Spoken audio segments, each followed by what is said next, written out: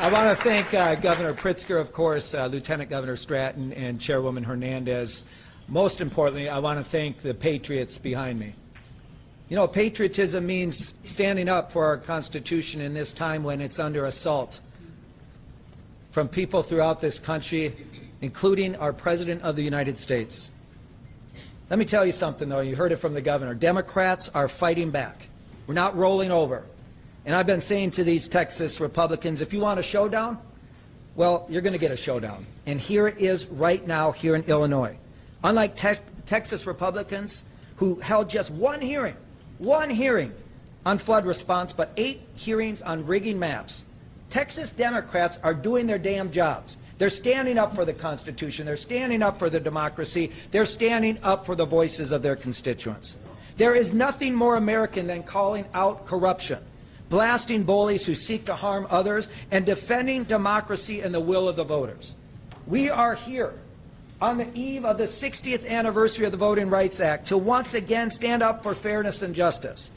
Because just as the icons of the civil rights movement marched, protested, and got into good trouble, just as Dr. King and Fannie Lou Hamer and John Lewis fought to ensure that Americans could access the ballot regardless of the color of their skin, so too are these courageous Texas House Democrats standing up and fighting back against a racial gerrymandering scheme to disenfranchise black and Latino voters, all to desperately hold on to Congress in the midterms.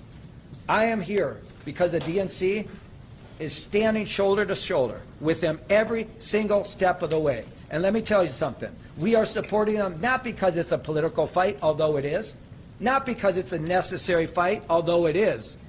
We are supporting them because this is a moral fight, a fight worth fighting with every tool at our disposal, a fight for the fundamental value that voters should get to choose their leaders, not the other way around. Now, our message today is simple. It didn't have to be this way. It did not have to be this way, but Governor Greg Abbott, he could have simply picked up his pen to directly support individuals and families affected by the devastating floods in Kerr County. He didn't. He could have said no to Donald Trump and refused to redraw the electoral map in Texas. He didn't.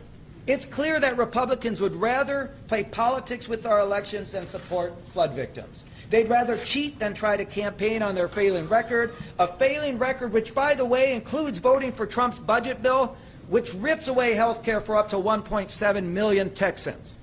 Republicans are running scared that voting for this monstrosity will make them lose their majority, and it certainly will, which is why they're trying to disenfranchise Texas voters by packing and cracking them into districts to dilute their voting power, a clear and blatant violation of the Voting Rights Act.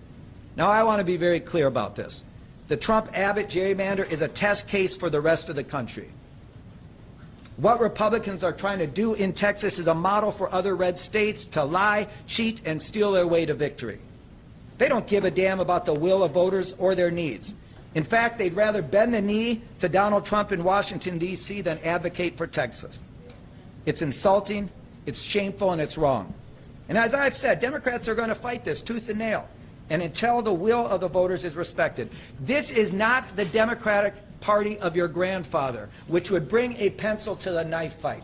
This is a new Democratic Party. We're bringing a knife to a knife fight, and we are going to fight fire with fire. We cannot, we will not let Republicans succeed in their efforts to gerrymander the map and tilt the election in their favor. I want to thank all of those who are here in solidarity with our brothers and sisters in the Texas House Democratic Caucus who have broken quorum to prevent this illegal Republican gerrymander from going through.